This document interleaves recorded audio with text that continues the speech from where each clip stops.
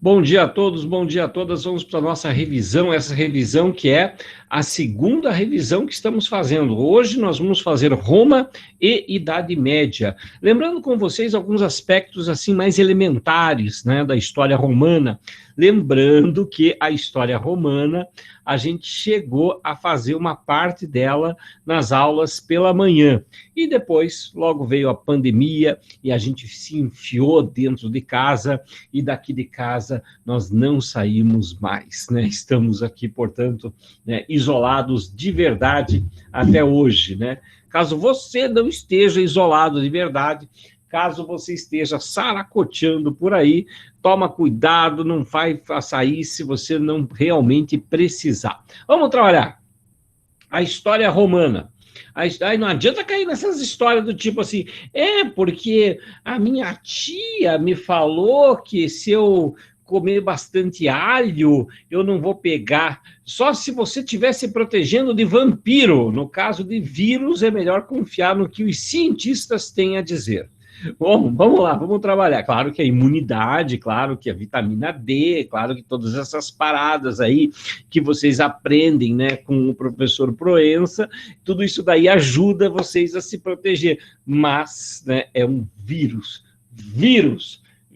E se é vírus, né, não é porque você está com melhor alimentação que você vai ser imune, o processo é outro. Bom, vamos trabalhar. A história romana. A história romana, ela é dividida em 3 etapas políticas, né? 3 etapas políticas. Primeira etapa, segunda etapa, terceira etapa. Começa com a monarquia ou realeza. Segunda etapa, a república. Terceira etapa, a história do império.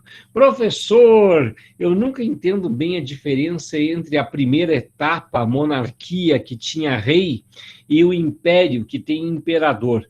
A grande distinção entre um e outro é o comportamento expansionista, ou seja, o comportamento de expansão territorial, as conquistas territoriais. Durante o império, a palavra, inclusive, imperator, né, é o chefe supremo dos exércitos. Já fica evidente que nessa fase, portanto, né, do império é a conquista militar. Não que na República Romana já não tivesse um comportamento expansionista. Tanto que em meados do século III antes de Cristo, quando Roma ainda era uma república, já havia muitos escravos dentro de Roma. Se tem muitos escravos dentro de Roma, é porque tem conquistas militares. Diferente aqui do Brasil escravocrata, em que o escravo cativo era adquirido, era comprado, lá na Roma Antiga ele era um prisioneiro de guerra. Portanto, né, a condição da escravidão, ela começava com o aprisionamento em guerra. É claro que se você fizer lá uma investigação no continente africano, fazer umas pesquisas no continente africano, é óbvio que você vai encontrar lá também que muitas tribos, muitas cidades iorubás, muitos povos africanos também foram capturados, né, lá. Mas aqui, o traficante de escravos aqui, ele vendia para os senhores de engenho a mão de obra dos cativos, beleza? Bom, o Gabriel pergunta ali, prof, por isso que não tinha tantos escravos negros? Exatamente.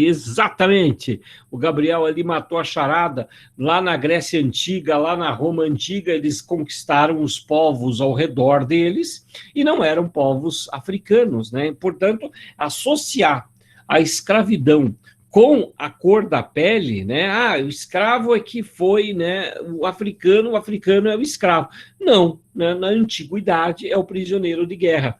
Com o desenvolvimento, com a modernização do mundo, que absurdo, né, pessoal? Absurdo. Quando o mundo começou a se expandir, a conhecer grandes navegações e tal, o mundo se integrando, quando o mundo começa a expandir-se economicamente, a escravidão volta. Os africanos são capturados e vendidos como escravos aqui na América. Ou seja, um retrocesso absurdo, um retrocesso inimaginável, que foi trazer de volta práticas tão horríveis como as práticas da escravidão, né? É o desenvolvimento, bem na época, né, do humanismo, do antropocentrismo, de romper com os valores, né, teocêntricos, coincidiu com a época do retorno da escravidão no Brasil, e o Brasil aqui que foi o último país dito Estado Nacional moderno a acabar com a escravidão. A gente só perdeu para aqueles países lá do Oriente Médio, do países, né, da África subsaariana, Sudeste Asiático, que mantiveram a escravidão por mais tempo. Mas isso é uma outra história, a revisão aqui é sobre Roma, vamos voltar.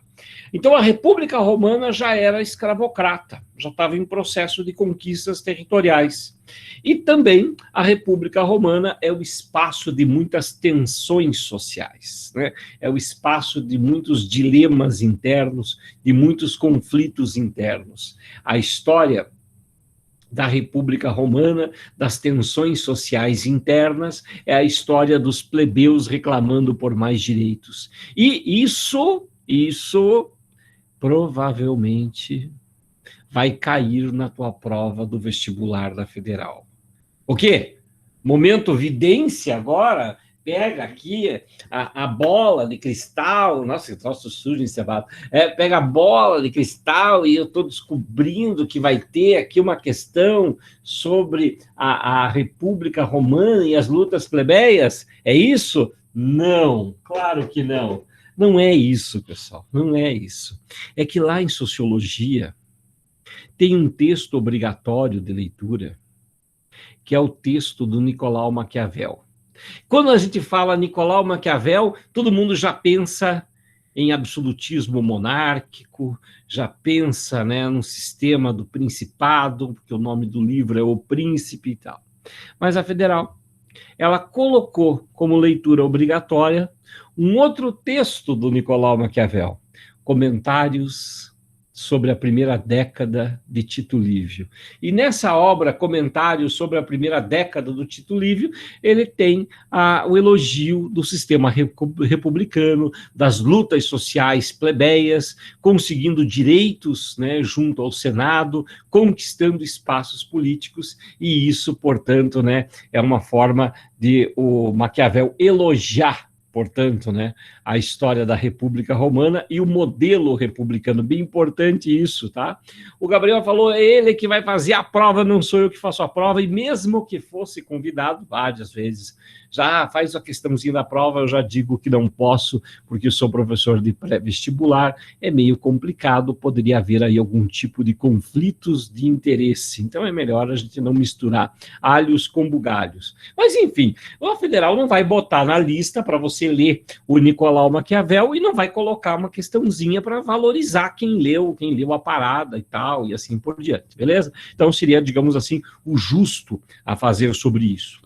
Então, a República Romana, nesse momento de grandes movimentações, de grandes questionamentos, garantido que vai aparecer uma questãozinha aí sobre esse período, e é claro, né, é justamente nesse contexto que nós temos aí a história da República Romana e suas tensões sociais. Vamos aqui compartilhar uma tela com vocês com algumas questões que já caíram no vestibular da Federal sobre a Roma Antiga. Porque uma coisa é você saber conteúdo, saber o que aconteceu. Outra coisa é você saber como os caras gostam de perguntar para você. E você vai ver a quantidade de questões que aparece sobre cristianismo na história romana. Obviamente, na história do Império Romano. Por que na República Romana não aparece a história do cristianismo? Deixa eu pensar. Sim! A República Romana é antes de Cristo, então é difícil ter cristianismo na época da República Romana. Parabéns! Ganhou o Oscar por ter acertado que antes de Cristo não tem cristianismo. Ora, pessoal, a ideia, portanto, em torno, né, do Império Romano e o cristianismo vai aparecer bastante. E aqui já vamos deixar bem claro para vocês. No começo do Império Romano, o cristianismo foi perseguido.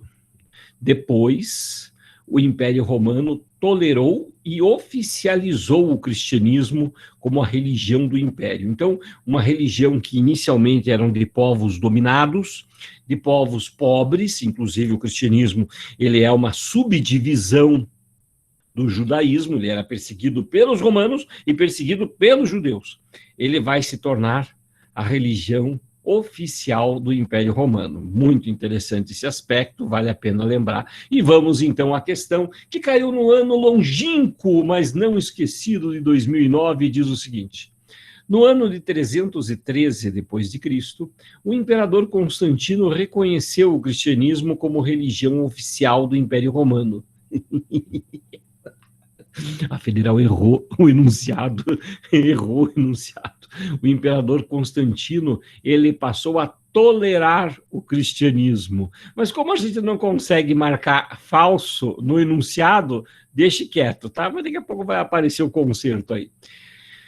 O imperador Constantino tolerou o cristianismo como religião oficial do Império Romano. Não, oficial não, ele tolerou. Quem quiser ser cristão, pode ser cristão. Eu vou continuar aqui adorando o meu Deus, que é o Sol Invictus, e você quiser ser cristão, fique à vontade, né?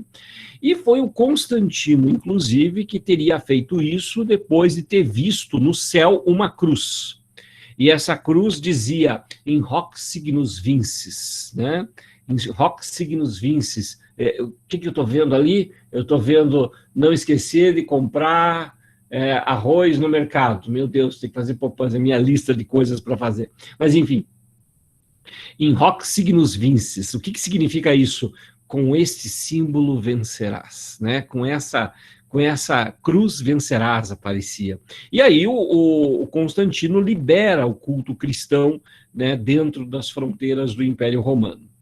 Por meio do Édito de Milão, sobre o cristianismo na antiguidade, é incorreto afirmar. Então, vamos lá. Incorreto. Está procurando a errada. Vamos lá. Letra A.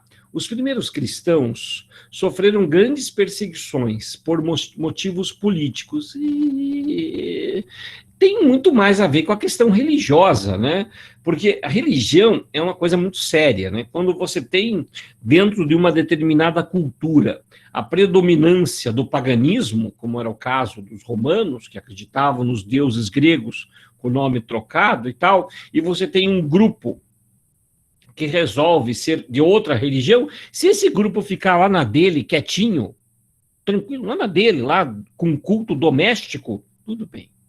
Não vai incomodar. Agora, se esse pequeno grupo resolver externalizar, resolver publicizar a sua fé, vai dar rolo.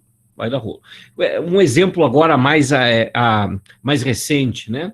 Lá na França, a questão do islamismo, o islamismo, ele está dentro da França há muito, muito, muito tempo. Só para você ter uma ideia, o Ayatollah do Irã, o Khomeini, nos anos 70, em 79, antes dele voltar para o Irã e fundar a República Fundamentalista lá do Irã, o Ayatollah Khomeini estava refugiado na França. Ou seja, tem islâmico dentro da França há muito tempo, até porque a França ela colonizou muitos países do norte da África, então muitos islâmicos descendentes, né, de povos do norte da África foram morar na França e tal, então não é, digamos assim, uma novidade ter islâmico na França. Mas o que aconteceu nos últimos anos para que essas relações ficaram tão tensas? Os islâmicos começaram a publicizar sua fé, começaram a expandir, houve expansão fundamentalista, houve discursos, né, anti-Ocidente, e de outro lado, há uma disputa por recursos. Muitos migrantes que entraram na Europa disputam emprego, disputam espaços, e isso cria, portanto, animosidades. Então é muito difícil o cristão ter sido perseguido inicialmente por conta da questão política. Ele é perseguido primeiro por publicizar a sua fé. E depois, é claro, começa uma disputa por espaços. Deixa essa em suspenso, vamos analisar as demais. Letra B diz o seguinte: por serem politeístas, os romanos inicialmente resistiram a aceitar o monoteísmo cristão. É verdade. As religiões, né, que eram cultuadas na Grécia Antiga e na Roma Antiga, que a gente vai dar um nome genérico de paganismo, eram vários deuses, era politeísmo. Afirmativa, a letra B está verdadeira. Posso marcar para Capivara? Posso? Claro que não, estamos procurando a errada, tá? Então deixa quietinho aí, a letra B é verdadeira. C. Durante a Antiguidade, ocorreram conversões ao cristianismo de muitos povos chamados de bárbaros. Sim, os romanos chamavam, né, os outros povos de bárbaros. E esses povos foram se convertendo ao cristianismo. O próprio judeu, né, os próprios judeus é que fizeram surgir o cristianismo. Lembrando, né, que os primeiros cristãos, os primeiros seguidores de Cristo, são, na verdade, judeus que entendem, que acreditam que aquele, Jesus Cristo, o Nazareno, é o Messias, é o Filho de Deus. Então, é uma ramificação dentro do judaísmo. E assim, o próprio Império Romano, né, o Império Romano, ele vê o judeu, o cristão, todo mundo como um povo inferior. Então, esse outro, né, é uma origem ruim, é uma origem inferior, então ele já é o bárbaro. Então, a palavra bárbaro, ela é utilizada para todo mundo que não era falante de latim ou de grego, que era das outras culturas. Era muito fácil ser bárbaro naquela época. Portanto, letra C, a afirmativa também é verdadeira, não marque. Letra D, no início de sua formação, a Igreja Cristã baseou sua estrutura na organização do Império Romano, reproduzindo também sua divisão de poder. É verdade. Como é que era o título de chefe da religião romana antes do cristianismo? Maximus Pontifex. Como é que é o nome do chefe da religião cristã?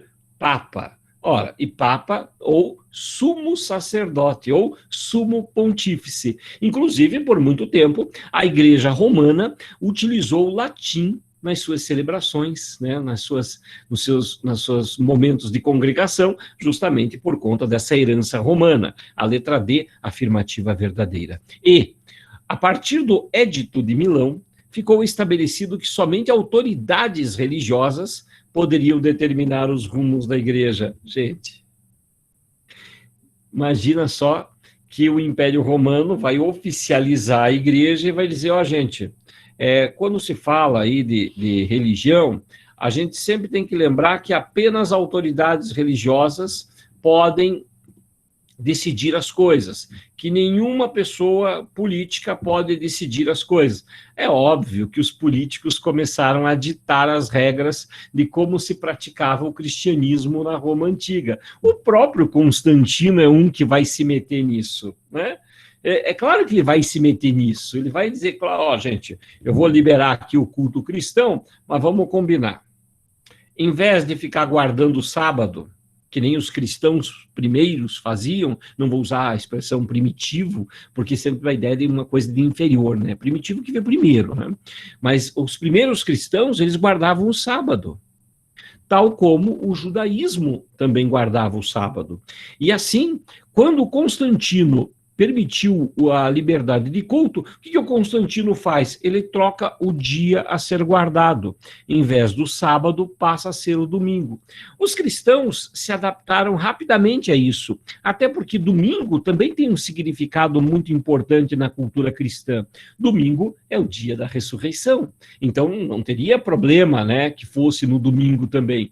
Mas veja só como tem aqui uma preocupação política do Constantino, porque domingo era um dia que já era celebrado dentro da religiosidade pagã. Domingo era o dia do culto ao Sol Invictus, que era o deus, inclusive, que o Constantino professava. Inclusive, né, o Sol Invictus, o dia do domingo, é o dia do sol. Daí o nome em inglês, né, que é um idioma falado a partir de línguas germânicas, Sunday, o dia do sol. Então, a gente tem aí muito claramente a ideia de que o dia do sol seria também o dia do Senhor. Aliás, né, a palavra domingo vem também do latim, né, do italiano, domenica, que significa o dia do Senhor, né, o dia do Dominus, né, o Dominus domingo, o dia do Senhor. Então aí é uma influência política. Então letra E, resposta para essa questão. Professor, mas por que a né? Por que a A não pode ser a errada também?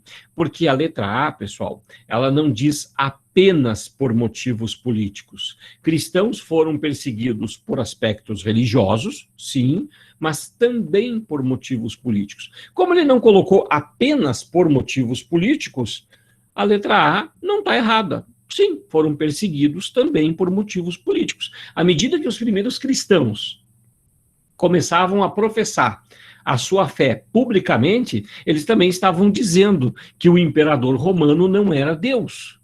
E aí é o esquema lá, né? Dai a César o que é de César, dai a Deus o que é de Deus. Então, esse momento aí é uma questão política, sim. Então, foram perseguidos também por questões de poder. Portanto, a resposta para essa questão ficou letra E, marcou? Não, não marcou, você não tem o papel, né? Mas você já entendeu por que é. Veja como é uma interpretaçãozinha, né? Que você tem que ir lembrando fatos históricos e analisando, porque se é o Constantino, o imperador, que permitiu, ele já está interferindo na questão religiosa. Então, a letra E já é errada, marcou. Beleza?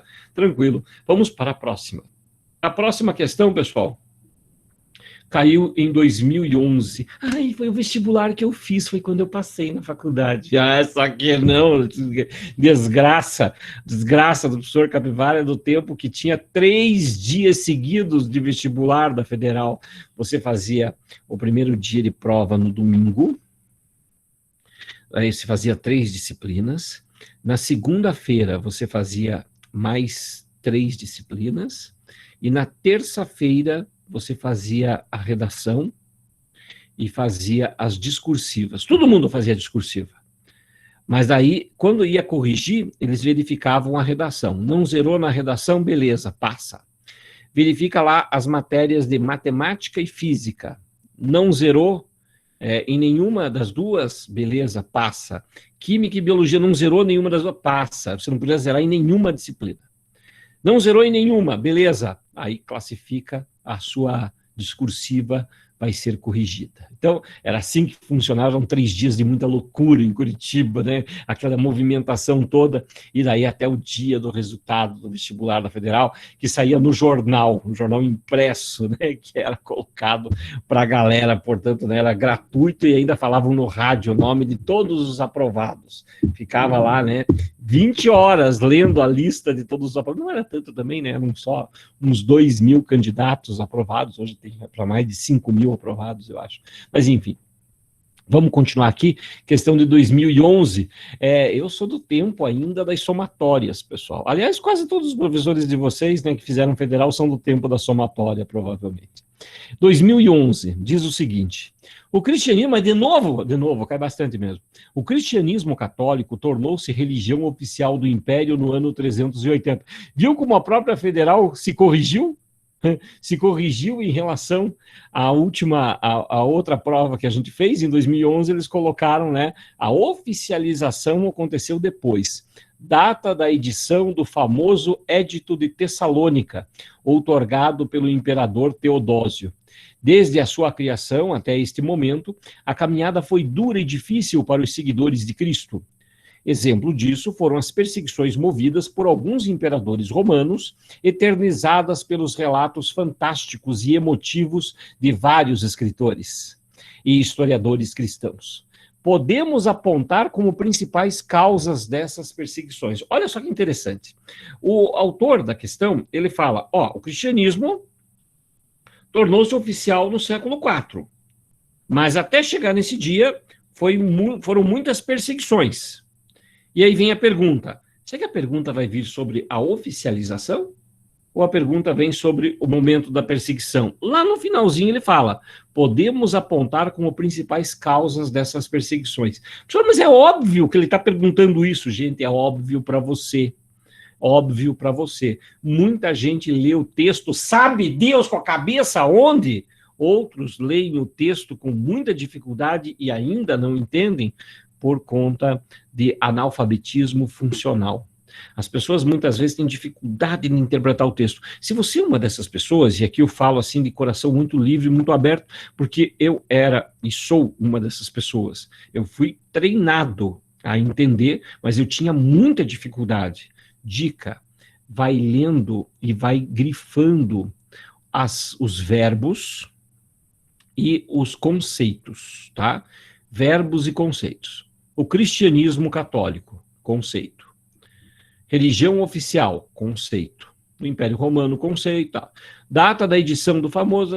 Desde a sua criação até esse momento, a caminhada foi dura e difícil para os seguidores de Cristo. Ou seja, ele está dizendo, até a oficialização foi muito difícil. E a pergunta é sobre o momento difícil, né? Então, a gente pode, já com o lápis, ir fazendo a separação do texto em partes, para a gente identificar exatamente o que estão pedindo.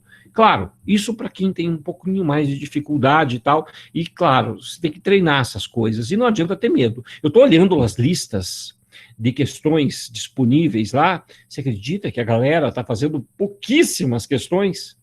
Ah, professor, mas eu faço um monte de simulado, eu faço um monte de coisa no final de semana, ainda tem mais questões, se organize.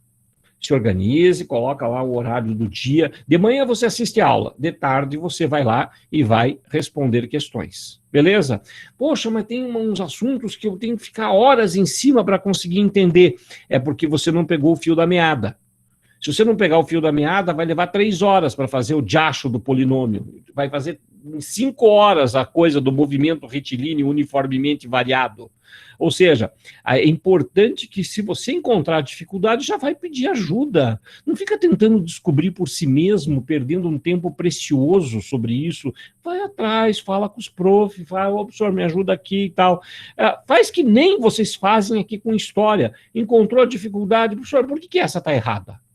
Vai lá e vai destrinchando, o professor ajuda vocês, beleza? Então vamos lá. Vamos às alternativas. Letra A. O ódio e a intolerância, tanto das autoridades como da população pagã do mundo romano, que viam na figura de Cristo e na comunidade cristã uma ameaça ao poder do imperador. Isso é motivo para perseguir? Isso era motivo? É um motivo, tem a ver. Letra B. A constante penetração de elementos cristãos, tanto nas filas do exército imperial romano, como em cargos administrativos de elevada importância, que poderiam servir de mau exemplo, tanto em termos políticos como ideológicos. Espera aí. No começo do cristianismo, bem no comecinho, você acha que estava cheio de cristão no exército e na administração romana? Não. Eram comunidades periféricas que se reuniam de quando em quando. Eles só se tornaram uma ameaça quando começaram a publicizar os seus cultos e quando começaram a fazer parte das fileiras romanas. Mas aí, quando eles começaram a estar em todas as estruturas administrativas, em todo o exército, o que o imperador Constantino fez? Tolerou o cristianismo. Bom, já que está, que fique, né? Agora, antes, nem no exército tinha soldado cristão lá, era terminantemente proibido, né, que eles estivessem lá. Então, a letra B, não. C, aspectos de índole moral. Na medida em que os cristãos eram acusados pelos pagãos de realizarem orgias e assassinatos de crianças em rituais. O ritual de assassinato de criança, não. Mas orgia, sim, acontecia, mas não pelos cristãos, pelos pagãos. A moral cristã é que vai dizer, orgia sexual não é legal, não é bacana fazer orgia sexual. Os pagãos faziam festas em homenagem aos deuses do vinho, ao deus Baco, as chamadas dionisíacas ou bacanais, e aí tinha, portanto, né, muita orgia sexual, muita orgia gastronômica e tal, o pessoal comia até fazer bico, e aí passavam mal e continuavam comendo. Isso era moralmente criticado pelos cristãos, então está ao contrário aí na alternativa. Essa é a típica questão, né, que o cara que lê meio rápido faz besteira, né? Letra C, portanto, falsa. D. A associação entre os cristãos e os inimigos bárbaros que punham em risco a estabilidade política e religiosa interna do mundo imperial romano. Foi por isso que o Constantino aceitou o cristianismo. Você já tinha achado que ele tinha aceitado o cristianismo porque ele era um cara ultrademocrático. Ele já tinha percebido no século IV que muitas populações romanas, né, dentro do Império Romano, já tinham se cristianizado. Então não adianta mais tentar lutar contra os cristãos. Mas no comecinho, não tinha aliança de cristãos com povos germânicos ameaçando. Era uma religião de pobres e dominados de um cantinho lá, mas que elas continham a ameaça de dizer que o imperador não era Deus. Então ainda ficamos com a letra A. E a última, a letra E, a necessidade de oferecer à população de Roma pão e circo, com os cristãos sendo sacrificados na arena do Coliseu para minimizar a ameaça de revoltas populares contra as autoridades imperiais. Isso começa a acontecer, pessoal, no século III, principalmente durante o reinado de Diocleciano. Nas primeiras comunidades cristãs, elas não incomodavam assim. Eram pequenas, embora barulhentas por conta de dizer que o imperador não era Deus, mas elas não se tornavam ameaças políticas tão graves a ponto de derrubar o império. Foi no século III em diante, com o império do Diocleciano, que nós temos aí uma política sistemática de perseguição aos cristãos, inclusive, né, com as comemorações de pão e circo no Coliseu Romano. Beleza? Bom, marcou a letra A a resposta para essa questão. Vamos à próxima, que diz o seguinte, essa caiu em 2013. Considere as seguintes afirmativas que comparam o sistema republicano da Roma antiga com o sistema republicano brasileiro atual. Eu vou ter que falar de história do Brasil, vou me meter um pouquinho no professor Augusto. Quem me dera, me meter na matéria do professor Augusto. Vamos lá. Diz o seguinte, afirmativa 1. Uma das principais diferenças entre o sistema republicano moderno, o nosso, e o sistema republicano romano antigo refere-se à incorporação feita pelo sistema atual da divisão dos poderes executivo, legislativo e judiciário, defendida por pensadores iluministas para conter regimes absolutistas. Nossa! Misturou 3 conteúdos, né? 3 conteúdos. Misturou história do Brasil com a República, misturou Roma Antiga com Iluminismo. Pô, caramba, hein? Vamos lá. O Iluminismo, né? O Iluminismo é um evento cultural do século XVIII. A gente estudou os autores, vimos o Iluminismo na economia, com os fisiocratas e os liberais. O John Locke é um precursor do liberalismo político. E temos ainda no liberalismo político, né, alguns autores franceses. Destaque para o Voltaire, Rousseau, e tem um cara que inclusive era nobre, ele era barão, o Barão de Montesquieu, o Secondat, né, o Barão de Montesquieu escreveu um livrinho chamado O Espírito das Leis. O Espírito das Leis, né, que fala dos 3 poderes. Na primeira parte do livro, Montesquieu analisa 3 formas de governo: a monarquia absoluta, a república e a monarquia constitucional. Das 3 formas de governo, ele escolhe a monarquia constitucional como a melhor, tá? Aí, a monarquia constitucional é aquela que o rei, ele é só chefe de Estado, ele não manda, ele não executa, ele não governa, que nem a rainha Elizabeth II da Inglaterra, a eterna Elizabeth II da Inglaterra. Ela não governa, né? Ela, inclusive, quando convida o primeiro-ministro a formar um governo, é porque o partido do cara já escolheu ele. Então, cabe só a um proforme da rainha convidar ele para tomar um chá e convidar ele para formar um governo, né? Então, não se trata, assim, de uma característica de ela vai estar governando. Ela não governa, né? Então, uma monarquia constitucional, quem governa é o primeiro-ministro. E o Montesquieu, ele dizia que esse era o melhor modelo de governo, um governo que tivesse o primeiro-ministro, esse que vai governar segundo o parlamento, né? Tanto que tem muita gente que fica assim, porque eu queria tanto que a monarquia voltasse ao Brasil, eu queria tanto o retorno da monarquia, daí eu gosto de dar a corda para as pessoas se enforcar, porque eu sou uma pessoa ruim. Eu digo, mas por que você gosta tanto da monarquia? Porque o príncipe ele é tão bem preparado. O que adianta ser bem preparado se não vai governar? Que quem vai governar é o primeiro-ministro. Se hoje o Brasil voltasse a ser um império, o primeiro-ministro seria provavelmente o Rodrigo Maia, o Botafogo. Se é isso que você quer, parabéns. Ou seja, monarcas muito bem preparados, não adianta nada, não é ele que governa. Quem governa é o primeiro-ministro, e o primeiro-ministro é eleito a partir dos deputados do povo. Ou seja, a gente ia ser governado pelo Rodrigo Maia nesse raciocínio, beleza? Então, a ideia da monarquia, né? Como muitos, né, tentam sempre falar que um dos herdeiros do trono, ele tem assim umas ideias meio racistas de dizer que não tem racismo no Brasil. Logo nesta semana que passou, que foi uma loucura, existe racismo no Brasil? É claro que existe. É só você ver lá o conceito de racismo estrutural que a professora Lívia explicou para vocês. Ou seja, eu não estou discriminando alguém por conta da cor da pele. É um conjunto de coisas. Cor da pele, pobre, mulher. Então, eu tenho um conjunto de perseguições. Senão, as penitenciárias brasileiras não estariam abarrotadas de pessoas, né, pretas ou pardas.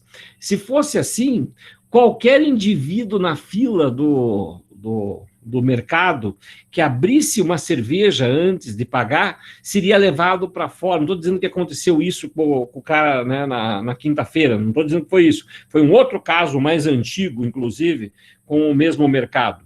Né? Não aquela unidade, mas um outro Carrefour, que aconteceu do cara abrir uma cerveja, né, ali na fila, diz, eu vou pagar, tá, mas eu estou aqui tomar um gole que estou na seca. Tá? Já vi isso inúmeras vezes, né? Mas assim, em alguns locais a galera pira, pô, você abriu antes e tal, e dá um trelelê. Tanto que da outra vez, né, um cara também preto, também morreu por conta desse episódio, sem falar o episódio do escorte, também mais antigo, que o cara entrou com um escorte no estacionamento, aí foi abrir o carro para entrar, acharam que ele estava roubando, porque uma pessoa de cor, né, como se dizia na época, não podia ter um escorte, que era um baita carrão da época. Então, olha, gente, é inacreditável. Então, sim, existe racismo no Brasil, só que ele não é aquele racismo institucionalizado. O que é o racismo institucionalizado? É aquele da África do Sul, aquele que teve nos Estados Unidos.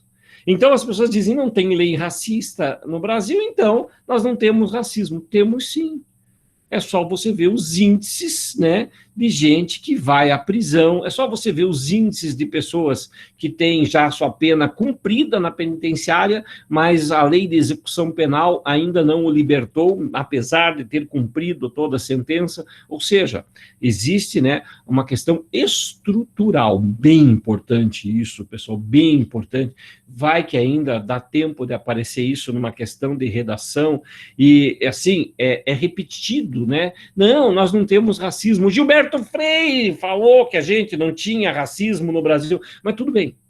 O Gilberto Freire, ele viveu na década de 30, e ele estava também lutando contra o nazismo, estava criticando o nazismo que falava em pureza racial. Então, o Gilberto Freire pode. Agora, alguém em 2020 dizer que não tem racismo no Brasil, vai, filho, você parou a leitura em Gilberto Freire, não leu mais nada de lá para cá, não vê os índices, né, de gente presa, apenada, de gente pobre, você não vê as estatísticas como mostram, como evidenciam que existe sim, né, uma característica, né? Então é muito importante, bem importante, que você tenha essa clareza sobre o que é racismo, né? Que ele não está exatamente só na cor da pele, mas onde você mora, que tipo de calçado você está usando, qual é a camiseta, qual é o teu boné, qual é a música que você escuta. Juntou tudo isso num pacote? Pode ter certeza. Você vai entrar num mercado, os seguranças vão atrás de você, você vai comprar alguma coisa, as pessoas reparam sim, e reparam e discriminam quando podem. Então, é assustador, né, como isso está tão introjetado na nossa sociedade. A número 1 é verdadeira, portanto, as ideias do Montesquieu, na segunda parte do livro, ele vai mostrar os 3 poderes, executivo, legislativo e judiciário. Na primeira parte, ele escolhe um, constitucional, mas na segunda parte, quando fala poder, cuidado, hein, forma de governo, e 3 poderes. Ele diz que os 3 iguais e harmônicos entre si para criar um equilíbrio da fiscalização do poder, né, e eles se combinarem entre si e fazerem os arranjos entre eles. 2. O sistema republicano romano antigo constituiu uma representatividade ampla e igualitária. Não, a maior parte dos romanos, da população romana antiga, eram de plebeus, contra os patrícios, que eram os proprietários das terras. Portanto, os patrícios era a elite dominante em Roma, e os plebeus tinham alguns representantes junto ao Senado. A primeira revolta de Monte Sagrado, lembro-me como se fosse ontem, foi no ano 494 a.C., os tribunos da plebe foram criados para representar os plebeus junto ao Senado. O professor Pedro Adriano era um tribuno da plebe, junto com o professor Vado. Então, lá, nós tínhamos, né, uma representação indireta. Já os senadores, não. Os senadores, por serem patrícios, eles participavam diretamente do Senado. Portanto, a 2 já está falsa por causa do ampla e igualitária. E aí vem uma parte final, cujo modelo foi adotado pelos sistemas republicanos modernos, que inspiraram o modelo brasileiro. Falso. O Brasil, por exemplo, ele só permitiu o voto de mulheres na década de 30. Ele proibia, antes dos anos 30, além das mulheres, padres, soldados, de poder votar também. Por quê? Porque o padre estaria que obedecer, né, à hierarquia religiosa e o soldado à hierarquia militar. Então não podia votar, só oficiais podiam votar. Com os anos 60, houve a proposta de estender o direito de voto aos analfabetos. Lembra que era mais da metade da população brasileira os analfabetos nos anos 60. Então, metade da população brasileira não podia votar. Essa proposta não passou. Inclusive, era uma das propostas das reformas de base do João Goulart. Naquele fatídico comício que ele fez no dia 13, sexta-feira, de março de 64, não deu 2 semanas depois, o Jango estava deposto. E somente nos anos 80, com a Constituição de 1988, é que foi permitido o direito de voto para os analfabetos. Aí muita gente fala, mas, cara, paga tributo, paga imposto, mora aqui, é governado por tudo isso, deixa o cara escolher. Deixa o cara escolher. Até porque muita gente alfabetizada com mestrado, doutorado e escambau fizeram muita besteira por aí, escolhendo porcaria ou se tornando a porcaria escolhida. Então, essa questão de nível de escolaridade com consciência política não é exatamente uma correlação direta. Tem muitos de vocês que são mais conscientes politicamente do que muito professor, né, por aí, que tem umas ideias toscas na cabeça que não faz o menor sentido. Então, nível de escolaridade não se põe à mesa na hora da escolha de representantes. Se eu estou escolhendo o meu representante, continuo sendo uma pessoa e tenho o direito de ser representado. Portanto, 2, afirmativa falsa, né, a gente copiou coisas ruins do modelo republicano romano. 3, o Senado vigente na República Romana Antiga era composto por membros vitalícios. Sim, é verdade. O cara era senador para o resto da vida. A gente tem, né, o Álvaro Dias, né, professor? Ele é senador eterno. Mas ele é eleito a cada 6 anos e tal, né? Portanto, né, não seria vitalício. Mas o Brasil teve. O Brasil, durante o Império Brasileiro, durante a monarquia, os senadores no Brasil eram vitalícios também, que exerceram um grande poder legislativo e executivo, e representou os interesses de uma parcela da população, os patrícios. É verdade. Lá na Roma Antiga, os patrícios, eles faziam as leis e eles governavam também. Então, eles tinham funções legislativas e executivas. Já no Senado atual, enquanto o Senado brasileiro atual pertence ao poder legislativo, ele não é executivo, sendo eleito por sufrágio universal, direto para mandados de tempo limitado. Sim, a gente, né, a cada eleição presidencial, a gente escolhe senador também. E numa eleição presidencial, a gente escolhe um senador, e na outra a gente escolhe 2. Por quê? Porque são 3 senadores por estado. E como a gente escolhe 1, né, ou 2 para mandatos de 8 anos, Então, a cada eleição presidencial, a cada 4 anos, ou a gente escolhe um senador ou 2 senadores, né? O Álvaro Dias mais alguém. Que pode, né? O cara não sai de lá. 3, portanto, afirmativa verdadeira. 4, em ambos os casos, a República foi instituída para substituir uma monarquia. Sim, é verdade, né? A República no Brasil foi proclamada em 1889 para substituir a monarquia, o Império do Brasil, verdade. E inicialmente conferiu poder a uma restrita parcela da população. É verdade. Em sua maioria, proprietárias de terras, deixando boa parte da população sem direito à representatividade no poder. Afirmativa verdadeira, corretíssima. Portanto, a gente percebeu aí, resposta à letra E, 1, 2 e 4 são verdadeiras, portanto, na época da República Velha no Brasil, somente alguns podiam votar. Por quê? Por causa da restrição da questão alfabetização e até porque na República Velha o voto era facultativo, né? Ou seja, votava quem queria. E nas cidades onde as pessoas sabiam que o sistema eleitoral era viciado, que o sistema eleitoral era todo engembrado para fazer sempre os mesmos ganharem, muita gente sequer ia votar. Era na área rural brasileira, onde morava a maior parte da população brasileira, que muitas vezes, em relação ao apadrinhamento político, em relação, né, ao clientelismo, se conseguia reeleger os coronéis. Portanto, 4 é verdadeira. Beleza? Comentário do Juan. Prof, a queda do Dom Pedro II foi apoiado pelo povo ou foi só de golpe? Foi um golpe. Aliás, né, tem um clássico livro, cadê o livro? Não está aqui, está lá embaixo. Engraçado, sempre o livro que eu quero está lá embaixo. Mas, enfim, depois eu trago ele aqui para cima, eu mostro para vocês. Chama-se Os Bestializados, e um outro livro chama-se A Formação das Almas. São 2 livros do mesmo autor, José Murilo de Carvalho. Cai muito, muito, muito. E o Nos Bestializados, o José Murilo de Carvalho, ele escreve que o povo assistiu a tudo bestializado. E essa frase não é do autor, é de um cara que viveu a época, o Aristides Lobo, que diz, nossa, o povo nem sabia o que estava acontecendo, assistiu a tudo bestializado. Então foi muito mais, né, um ajeito entre as elites, os escravocratas interessados numa indenização pelos escravos perdidos, os fazendeiros do Oeste Paulista interessados na proclamação de uma república que descentralizasse a administração e os militares interessados em maior participação na vida política. Então, um golpe de Estado, sem dúvida nenhuma. Tanto que, uma vez, um professor colega meu falou, não, você chamou a proclamação da república de golpe, que falta de respeito com as instituições. Foi um golpe de Estado, foi um golpe militar.